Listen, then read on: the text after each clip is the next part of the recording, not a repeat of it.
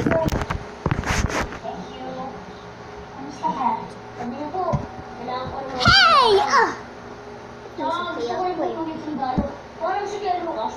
Gusto mo pa rin kahit na nakita mo na yung nangyari kanina? Ito, Dok. Kasi naitagtanggol ko nila kayo. Kaya gusto ko rin po naitagtanggol ng nanay ko. Saka yung mga iba po namin mga kapitbahay. Sana nga lang po, may ligtas ni Kuya Lucas yung mabait na po ang Indian. Peng, gano'n ka ta, Peng? Sana na.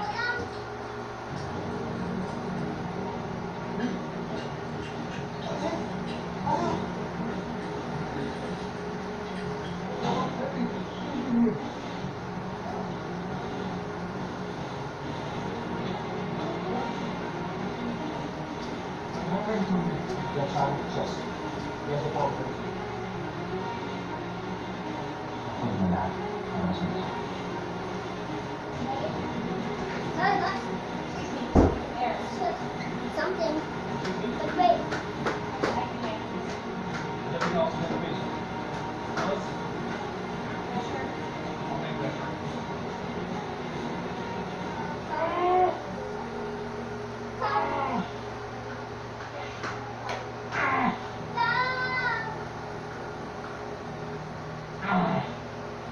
Nag-araw ka dito ka malakad. Hindi naman. Ano paano tutuwa ka pa? Hindi tayo nagtagumpay. Dalabawasan tayo. Masabi ko naman sa inyo, huwag kayong tumuloy. Kulang ng tao dito. Akala ko ba hindi ako nag-alala sa inyo? Sa'yo? Ba't di mo na pag-isipin na magiging anak mo, Rodel? Yan naman yung iniisip ko. Alam ba kung nakuha yung si Payad? Pera na yun. Pero dahil ka sa kakakulong trabaho, ayaw kumanta. Di bale. Sugatan naman ni Bullet si Payad. Sigurado yung malaking problema rin niya sa kampo nila. My street dog. Noisy. Noisy. Yes, the one with my hands. Hey, Noisy! This will stop the blood from pooling inside Mr. Payat's right leg. But we still need to perform a thoracotomy. Doc, makapayak na po ang OR. Moving. Ako sir, hindi pa sulo si Mr. Payad. Pero ginagawa ng... Anong kapalpakan ito ginawa ko? It's just a second. Bakit kumabot na ganito? Akala ko ba ako yung pinakamadali? Carlos, give me my report immediately, sir. I'll take full responsibility. Alabat ikaw ang dapat ituloy. Stop. Stop. Okay. Ano ba nangyari dyan? Don't touch him. Oh! What? The prince, Alex's father, is sending his own doctor to do the operation. He does not trust anyone from him. You cannot blame him because of what happened. He will drown in his own blood if we don't operate him now. Just keep him stable.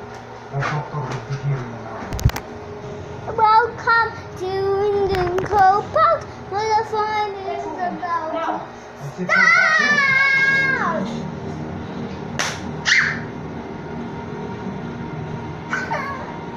Marima.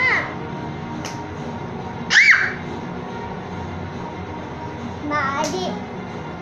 Ma.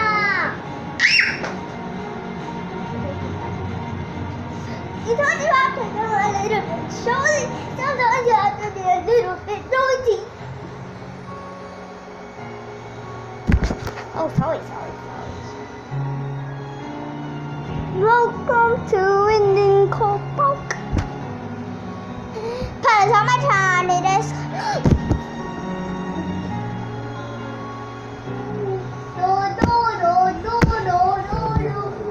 Yung basa na ginamit natin.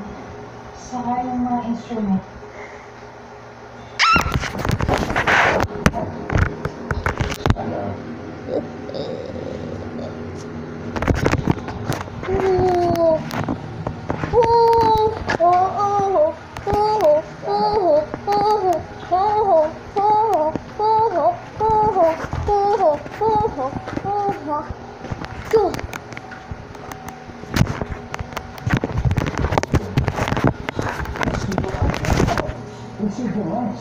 I just found it.